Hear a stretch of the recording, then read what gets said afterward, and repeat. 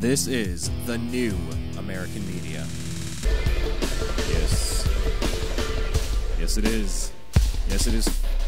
It is time for the unhappy hour, everybody. It is. Aren't you feeling happy that the unhappy hour's on? Hello, everybody. My name's Brian Engelman. Welcome to the newamericanmedia.com. Thank you for checking out TNAM Radio.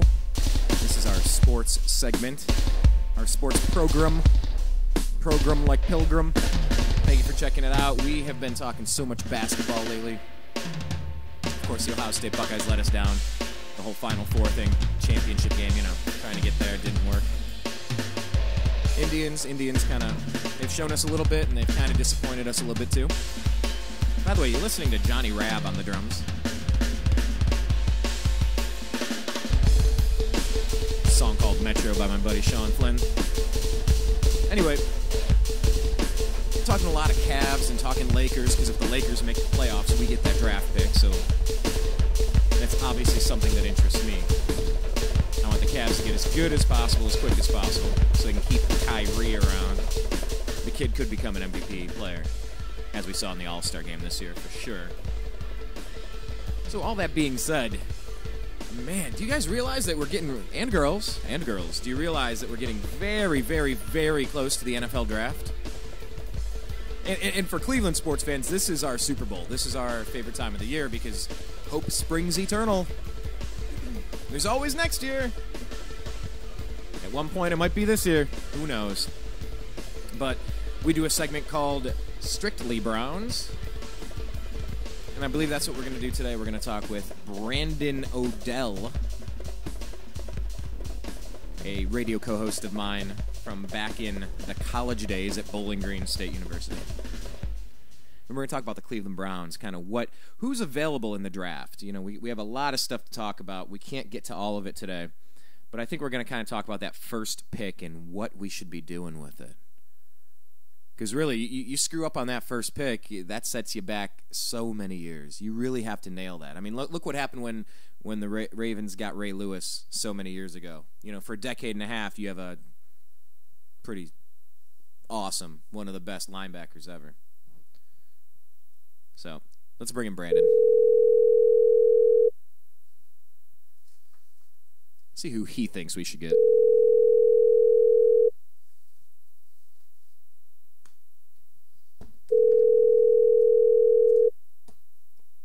Well, I think we're going to get Brandon.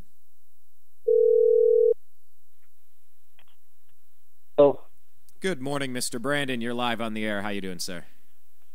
The life of having a 8-month-old is an interesting one. Yeah, well, you know what? My brother has now joined the club of having a child. Yesterday, by the way, congratulations to Chris and Brenda Engelman. If I had the sound effect for a round of applause, we would give it to them. But yeah, man, it's a whole different world. I have cats. Those are my kids. Those are my kitties. Get it? But yeah. Other than being a little worn out, how you feeling about the Browns, man? I mean, this is that time of year where we transition away from basketball into baseball, into the NFL draft, and this is one of my favorite times of year. I start getting really excited right about now. How you feeling? I guess just very uncertain about things and not sure where the Browns are going to go with their pick. Not sure what they're going to do. I know that there are definitely some guys that they're interested in, and maybe we could spend a few minutes talking about them. Yeah, I think we should. I was just leading into the program saying just how important it is for Rob Chudzinski to get this right, for Jimmy Haslam to get this right. For everybody to just kind of, if you get a Ray Lewis, you're set with an All-Pro, one of the great players in the game for a decade and a half. If you screw up and pick Jamarcus Russell or name any number of other busts in the top 5 picks, it really sets your franchise back a long way. So, it's. And the other thing, Brandon, I wanted to mention this too. I wanted to get your thoughts on it because a few years ago, before the last collective bargaining agreement, it really used to be expensive beyond belief to sign those top 5 draft picks. But now everything's pretty much locked in. It's kind of capped at where they're going to come in, so there's not a lot of holding out. And the players are way more affordable than they've ever been at the top. So do you think that might change the Browns' strategy as far as maybe trading back a little bit with an eager team to stockpile some picks, or do you have to just get the guy with the most talent right up there at the top? I really think it depends on which player is available to them. I think that they have a couple of key players in mind. If neither of those players are available, then yes, I think that trading down becomes a lot more attractive to them. Yeah, well, I mean, why don't we do this first? Why don't And by the way, this is a day where legendary sportscaster Brandon, I was telling people that you and I both did. Mike, what does Pat Summerall mean to you? Sorry. Autoplay on the ESPN. I keep telling it not to. It keeps resetting. But Pat Summerall, one of the great football voices out there, passed away today. Any quick thoughts on Pat? I just heard this a little bit ago, and honestly, I mean, he was a legendary broadcaster, but he was an elderly gentleman, and he will be remembered as being one of the greats. That's for sure. Yeah, 82 years old, man. Hey, if I can do broadcasting till I'm 82, I'll be doing something right. But back to the top part of the draft here. The Browns are going to have a chance to pick one of the really good players out there. Whether they get the right one, that remains to be seen, and injuries could always happen to anybody. But do you have any thoughts on who's going to go number 1, number 2, number 3? Which teams are kind of going to go in which direction, and who's going to be off the board? We can start with that. Who's going to be off the board, do you think, by the time the Browns pick? To be completely honest, I think that it's so wide open right now. There is a lot of talk about Luke Juckel from Texas A&M, the offensive tackle, going to Kansas City number 1. That's been a pretty solid choice all throughout. Jacksonville at number 2. There's been a lot of talk about them taking this Ziggy Ansah, who is kind of like a project player, but he's a defensive lineman out of BYU that is an emerging talent, really new to the game, just been playing football for a couple of years. That's a player that they seem to like. I mean, to be completely honest, there are so many different variables. This is a lot different than last year. Everybody knew who was going 1 and 2 last year. That there are so many different ways that this could all shake out. There are so many different ways that people could trade. I think the best thing to do is just to focus on the few players that the Browns have at the top of their wish list. And there's just so many different ways that it could go. It's really hard to be able to say what's what. All right. Well, I mean, you look at the Cleveland Browns; they obviously have holes that need to be filled. If you were assessing the team, what would you think that our most urgent need would be? Well, I think that definitely looking at corner to replace Sheldon Brown. D. Milner from Alabama is a top-flight corner, widely accepted and regarded to be the top defensive back to come out in this draft. He is. There are a lot of mock drafts that are saying that he just won't be available at number 6. But obviously, there are a lot of things that could happen, and so maybe he falls. Right. If he does, then I think that's the Browns' number 1 choice.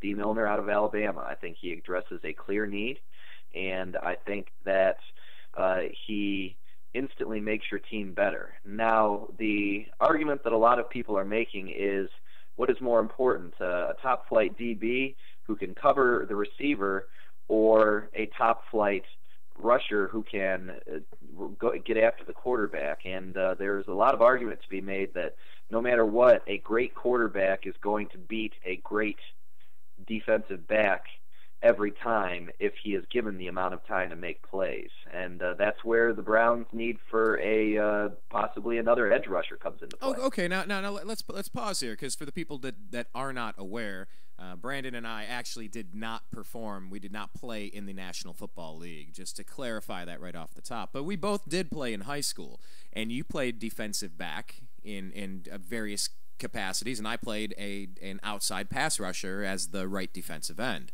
So, is that where you're laying your opinion down on the matter? You would say that a good quarterback is going to beat a good corner. Because what I would say is, if the cornerback can hold down the fort on the best receiver option, because you know the quarterback's going to look at that person first, that gives you an extra half second to get to him, which makes the line even better.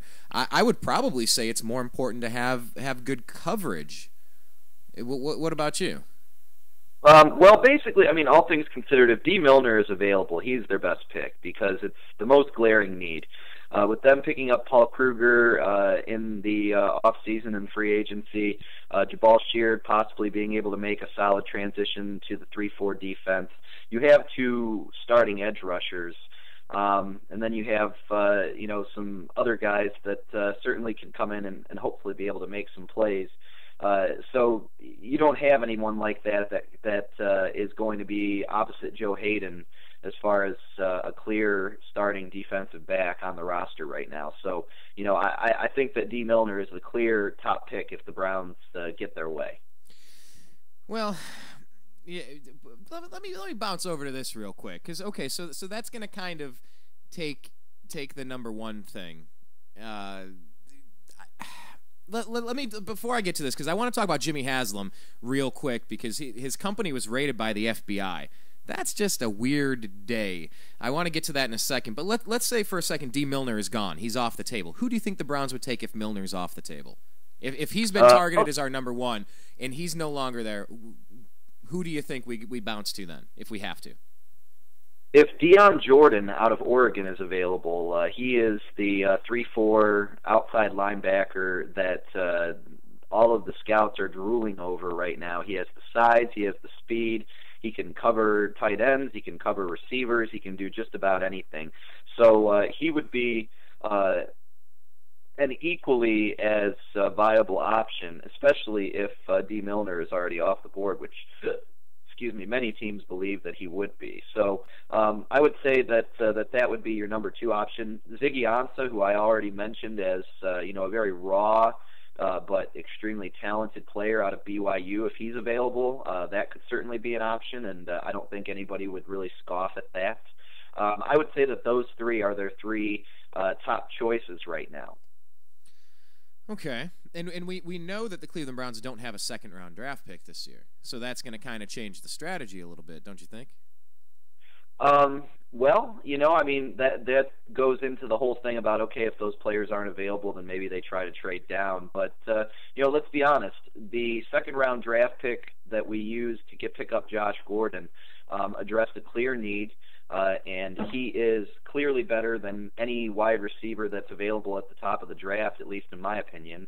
And so compared to what we would have gotten with that pick, I think that we were wise to use it when we did, and I think we got good value for it. And you know what? He comes in a little bit more experienced than a rookie, and really is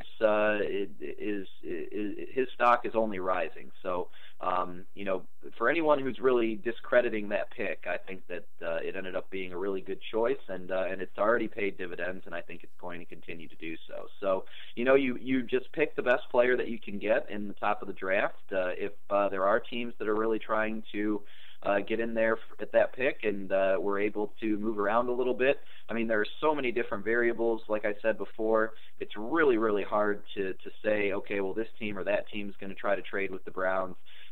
Basically all you can really do is look at the pick itself and say, these are some players that they would want at that pick, and really you just got to go from there. As far as trying to recoup that second-round pick, it's a possibility, but there's just no way of knowing, and really no way of trying to predict what will happen. Well, I want to make a comment on the Josh Gordon pick, but I wanted to jump back to something, because as you were talking, it was kind of bouncing around in my head. I wanted to clarify. I think good defensive backs are going to make your line better. I think a great line is going to make your defensive backs better. That's the thing about a football team. This isn't NBA where one superstar can will their team to the playoffs. Whether they can win a championship, it takes more than one player. And it's not like golf where you either have a good day or a bad day, or you just dominate and win a tournament. Football really is one of the most ultimate team sports. I mean, you could say maybe baseball, but, come on, let's face it. Most of the people just stand around on most of the plays, and they don't do anything. A lot of action in the infield, I suppose, a lot of pitcher, catcher, and batter. But I would probably go so far as to say that NFL football, football in general, is the best team sport, because any weakness that can be exploited can turn into points and touchdowns and change the course of a game. So I just wanted to go back there because obviously as a defensive end, I feel that a strong pass rush is vital to really rattle the quarterback and change the tempo, change the tone, and 3 and out. That just gives your offense more confidence. It dejects the other team. So I wanted to clarify that. I didn't necessarily mean that defensive backs are more important than linemen putting pressure on the quarterback. But I wanted to say with Josh Gordon, I completely agree with everything you just said. He played. He showed us a lot of brilliance last year. Is he a perfect player? No. He's a rookie. He's less than a. Because he didn't play in college. He had problems. He had time off. He was out of the system. He really came in and showed me a ton. I think the sky is the limit for this kid, and I think you got to give Brandon Weeden another chance to throw to him a little bit. I think you need to give Weeden a year to settle in, give him a new quarterback, Chudzinski, and see quarterbacks coach, head coach, whatever. What are your thoughts on Brandon Weeden? Because the Browns were working out Geno Smith, so I guess what are your thoughts on Geno Smith from West Virginia, quarterback, and with Brandon Weeden? To be completely honest, I think that all of it is just a big smokescreen. You have to do your due diligence, but I do believe that a lot of this stuff that they're doing, they're just doing to at least express a little bit of interest in these quarterbacks, just put that little bit of that uncertainty in the minds of the other GMs. And then maybe if something does present itself where a good deal is made available by one of the GMs who want to come up and grab a quarterback, they at least think, hey, maybe the Browns might possibly want this guy, and it makes the Browns a more attractive trade partner. But I really don't think that there are any true legs to the fact that they are going to draft a quarterback with their 6th pick. Well, but if they don't use that pick, maybe they could trade next year's first and a third or something. I don't know. I don't think that any of these quarterbacks are worth that, to be completely honest. There's been no evidence to say otherwise. Okay, I'll give you that. I'm not necessarily saying I think that they're going to, but it's it's something you got to consider, because I don't think they're sold on Brandon Weeden. I mean, how could you be? But it's one of those names out there. It's one of the names as you watch the draft, you're gonna be following the details of, I wonder what happens to that kid. Geno Smith. Yeah, he's a name that you'll know even as a casual fan as opposed to a super fan. But let's talk about another one of those big names, Manti Te'o. How far do you see him sliding down after everything he's been through over the past few months? It's one of those things, really, just like the quarterback. Is someone going to take a chance on him? It could be, but I think that. I see him. I think a lot of people see him going to the Ravens at the bottom of the first round. But I think he's going to be a solid player in the NFL. But I don't think that there was really anything that's telling you that he's going to be some kind of a crazy superstar himself. So, I think really it was just such a huge news story, tabloid-wise, that it has made him more of an interesting player than maybe what he would have been otherwise. Well, and people said that's why that story may have been, if he was involved in it, in the whole Lene Kakua case, if he was involved in it, that it was partially to drum up interest in, to kind of give a public relations story. I don't know whether that's true or not. I'll hold out on that. And then there's Matt Barkley. I don't know. I mean, you look at these quarterbacks, the options at quarterback. I mean, the projections in the first round, maybe Geno Smith, maybe Matt Barkley. That's way different than usual. Usually there's at least a couple of names, whether it's an Andrew Luck or a Robert Griffin III, and go down the line. Not a lot of firepower out there at quarterback. I guess maybe the Browns take a flyer on somebody in the 2nd or 3rd round if it's not really a quarterback-rich draft. I don't know. What do you think about the decision to get rid of Phil Dawson? Because, by the way, we haven't talked about the Cleveland Browns in so long. We got to kind of recap a couple of the things that's gone on. Phil Dawson was asking a bunch of money. He's later in his career, went over, now he's going to play for the 49ers with a legitimate chance to win a Super Bowl. What are your thoughts on that move? I think more to the point, the fact they picked up Shane Graham, who is a solid veteran, to come in there. I mean, everyone's acting like we never have, like Phil Dawson's always been here. Let's remember a couple of years ago, Phil Dawson was out for most of the season, and we had Billy Cundiff in kicking for us. So it's not like, Phil Dawson is just always been here. So the Browns fans do know what it's like to have a different kicker. So, we'll see what happens with Shane Graham. I mean, I wish Phil Dawson the best, but let's be honest, he's been wanting to leave for a few years now to go play for a winner, and, he's going to get a chance to go play for a winner. So, my hat's off to him. But, I'll tell you what, Brian, I am running very short on time, and if you would like to talk about anything with Jimmy Haslam or anything like that, this would be the prime opportunity to do so. Yeah, well, I was just wondering if you had heard anything about it. We have the updated story here from 7:01 Eastern Time from today. Nashville, Tennessee, Cleveland Browns owner Jimmy Haslam said Tuesday the federal government has launched a criminal investigation into rebates offered by the truck stop chain owned by his family, including his brother, Tennessee Governor Bill Haslam. Agents from the FBI and Internal Revenue Service raided the Pilot Flying J headquarters in Knoxville on Monday. Jimmy Haslam, who's the CEO of Pilot Flying J, held a news conference in Knoxville to confirm the investigation is criminal rather than civil in nature. Quote, "We don't know a lot. It appears to be centered on a very insufficient number of customers and the application of rebates. The rebates were owed to the customers were not paid. We, of course, disagree with that." Are you concerned at all? Because this is a weird story. I just want to talk football. I don't want to talk, politics and soap opera crap, but here we are. Any thoughts on this? New owner Jimmy Haslam.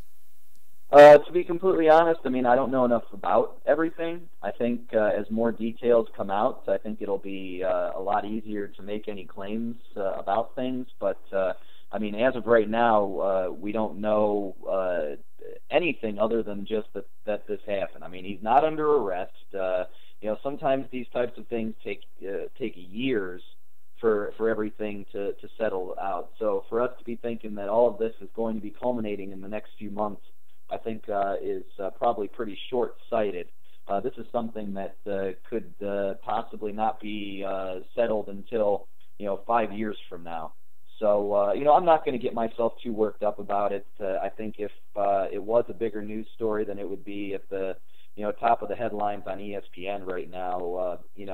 Obviously after what happened in Boston, but I'm not too concerned. Well, as Cleveland sports fans, we remember the strike-shortened '94 season, and of course the Indians went to the World Series in '95. We lost that season legitimately.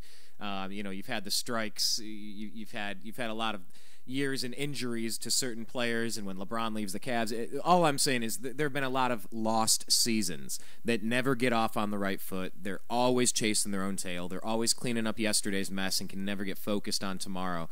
I just sure hope this doesn't become a distraction for the team. I really hope we can just start strong and finish strong without having a whole bunch of garbage to have to hurdle over to get to that. So anyway, yeah, it's a story we'll find. I just wanted to run it past you because it is breaking right now. So Brandon, I hear you loud and clear, pal, that you were busy. So this is normally where I'd give out your Twitter handle and your Facebook page where people can find you and stay connected. But of course, there are no such places. So any final words for our listeners, good sir? Go Browns. It was great talking to you. Hopefully we can get a chance to talk soon here. The draft's coming up in just a couple of weeks, and maybe we get a chance to really digest the picks that they make after everything is all said and done. Yeah, that sounds good. We're only 9 days away, a couple of weeks. This is a week and 2 days, so absolutely, man. We'll do some more of this. I'm really looking forward to our Browns chat this year. We've kind of warmed up over the past 2 years, and I think it's going to be a big year for the New American Media, and we're happy to continue our conversation with you, Brandon. Brandon Odell joining us from Ohio. Thank you again, sir. Best wishes to your family. Send my love. And to yours as well. Goodbye. All right, peace. That was Brandon Odell, everybody. Brandon's a good friend of the show. Really good friend of the show. And really looking forward to the Cleveland Browns improving. I'm not sure exactly how they're going to do this, if they're going to trade anything, any blockbusters. Who knows? But, that's the thing about regime change. Whether in North Korea, from father to son, or from the Lerner family over to the Haslam family. You know, new coaches, new people in charge. It gives you new options. It gives you new direction. And let's face it, if you've just been moving in the wrong direction for a long time, sometimes, you know, maybe you need someone else to grab the reins and steer for a while. We need some new leadership at the top of the totem pole if you ever want to get somewhere, and that's what's going on in Cleveland. But man, to hear about Haslam's company being raided by the FBI, I mean, that's not good. That's not good. So I don't want to use too much hyperbole and blow this too far out of proportion. But let's face it, that's not the right foot to start off on. So, you know, here's to hoping and wishing that doesn't turn into anything bad that's going to distract the team this year. They got their work cut out for them, and they really need to keep their focus and composure.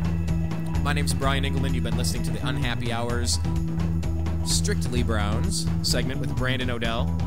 Much love to him. If you're not following us on Twitter, please do so. We're at American_media_. Go on Facebook and search The New American Media and like our page because we like it when you do that. Check out our YouTube channel. We have years of archive shows and interviews, sports, politics, spirituality, finance, a whole bunch of interesting stuff. Check it out, youtube.com/The New American Media. And of course, as always, please be sure to check in over at thenewamericanmedia.com. We're getting ready to celebrate our 2-year anniversary. We kind of launched in a series of stages, so I'm not sure really when our birth date is, maybe April 30th. Well, hell, maybe we could just unofficially adopt the NFL draft as the birthday of the New American Media, and it could just shuffle from year to year depending on what day it falls on. Maybe we could do that. Because like I said, things launched at different times. But really, thank you to the 31,000 or something following us on Twitter, the 250 following us on liking our page on Facebook, the hundreds of subscribers on YouTube. I appreciate each and every one of you. I'm Brian Engelman. I'm out. Take care, everyone. Agree to disagree. Yeah, it's a radio show we have on thenewamericanmedia.com every single Friday at 4:30 p.m. Pacific. Join the show. What do we talk about? Politics, religion, and spirituality. Basically anything you're not supposed to talk about in a bar. You're not supposed to have these conversations inside of a bar, but we have them every single Friday at 4:30 p.m. Pacific on thenewamericanmedia.com. Join the show, offer your opinion, and let's agree to disagree, but let's have a good conversation.